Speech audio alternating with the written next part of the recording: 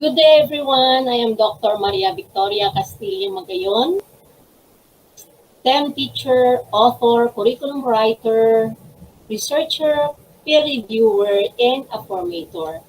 Today, I'm going to share with you about competency-based learning and its relation to the student's success in the workplace. Okay, what is competency-based learning? Competency-based learning refers to a system of instruction, assessment, grading, and academic reporting that are based on the students demonstrating that they have learned the knowledge and skills they are expected to learn as they progress through their education. The general goal of competency-based learning is to ensure that students are acquiring the knowledge and skills that are deemed to be essential to the success in school, higher education, careers, and adult life. If students fail to meet expected learning standard, they usually receive additional instruction, practice time, and academic support to help them achieve competency or meet the expected standard. The words that are commonly used as synonymous to the word competency-based.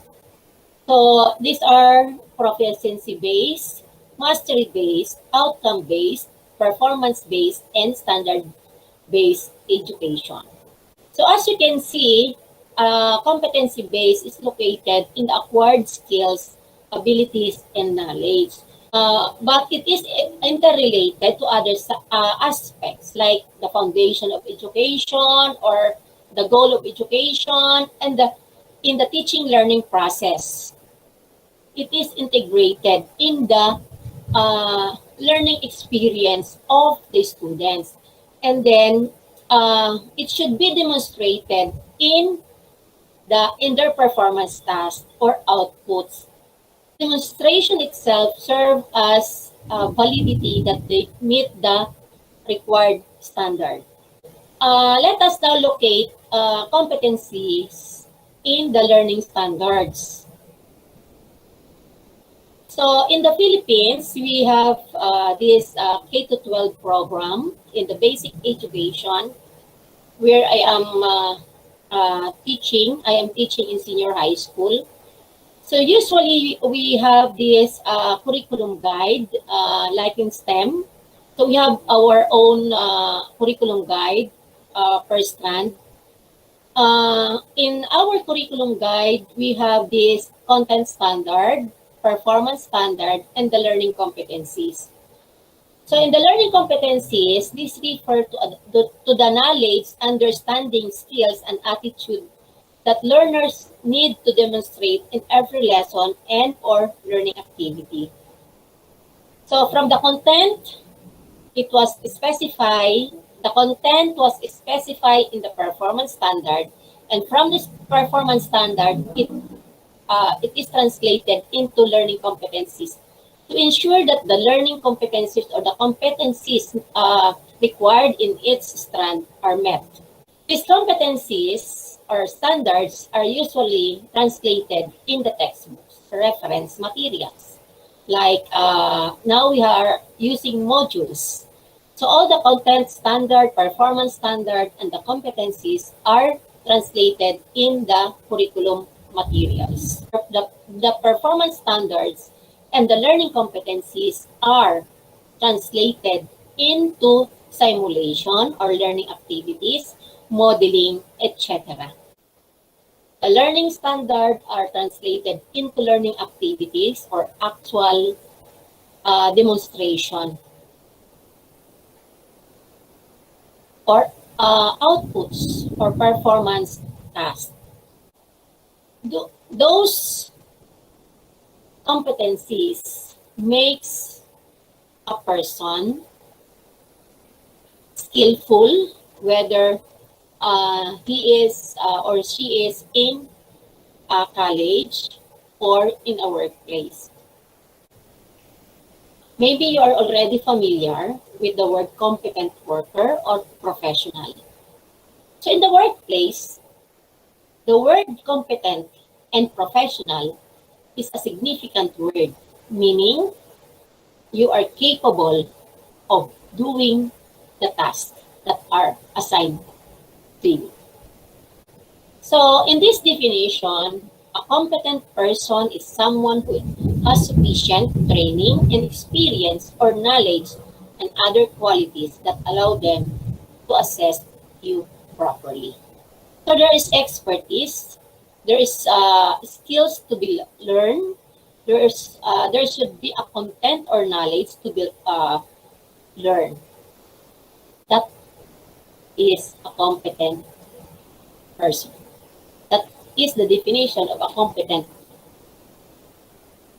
worker or professional. That's why in other companies, uh, upon entry in a certain company, sometimes you need to have an assessment test, such as a competency-based assessment. This is similar also for those students who wants to be admitted in a collegiate level. We have this admission test. So competency-based assessment is assessing your is assessing you how competent you are in a certain job or task you are going to be assigned. While uh, in admission test in college, the assessment there is uh, how many competencies or learning competencies that you have learned, how many skills have you demonstrated, or did you meet the standard? Meaning competency-based learning is ensuring students to be at par, to have a quality learning, meaning competency-based learning is ensuring our student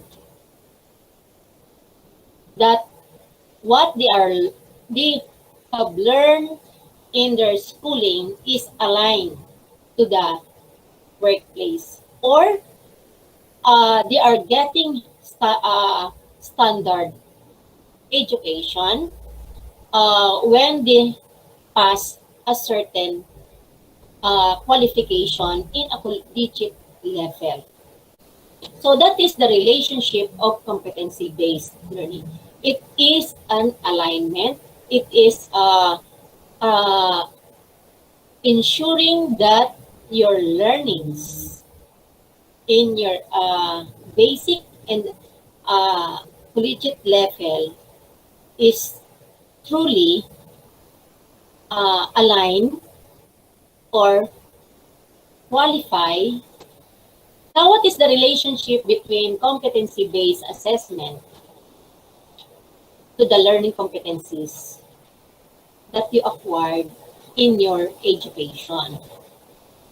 So it's the learning competencies that you have learned in your education is simply the parallel of what you are needed in the workplace. That's why whenever you apply for a position in a certain company, or you are applying for a certain job, you need to have an examination or qualification exam or qualifying exam, uh, or a trade test if it is based on skills. So that is the purpose. There is a linearity of the learning competencies and the uh, competency-based assessment. Meaning, competency-based learning simply ensuring that all students, the more the students competent or the more the student acquire the required standard or learning competencies, the more competent he will be in the workplace.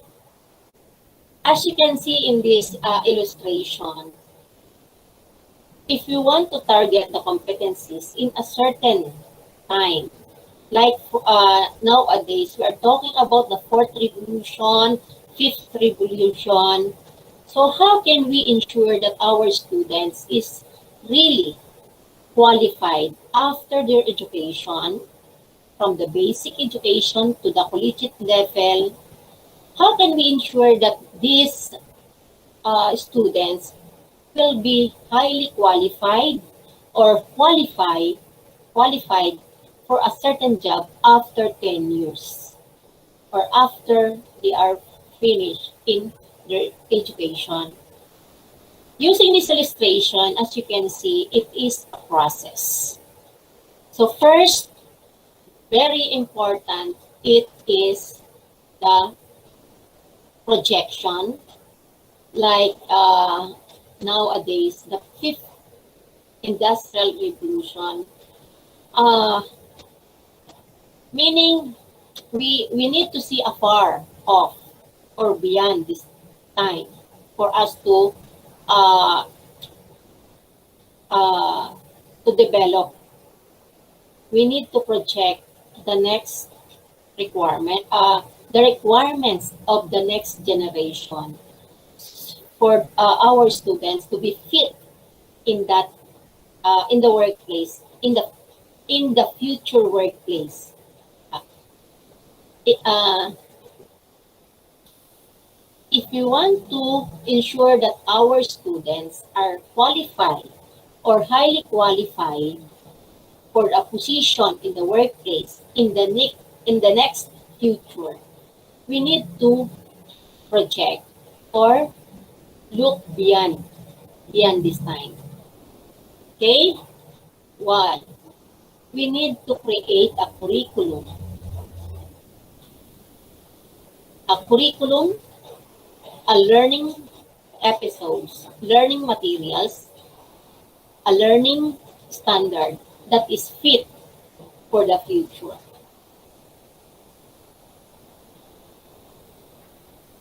We need to project the competency base.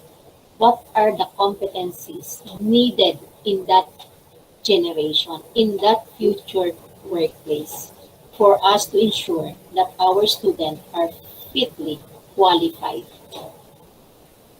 So in this illustration, we need to target the competencies. Target the competencies of the certain workplace through curriculum development, training, on-the-job training, and the assessment. And then it is a cyclical gap analysis. So meeting the present and the future is the best strategy for competency-based learning. Aside from competency-based learning, personal skills should be developed, like interpersonal communication, ability to collaborate well with others, resourcefulness that makes a person more than competent enough in the workplace.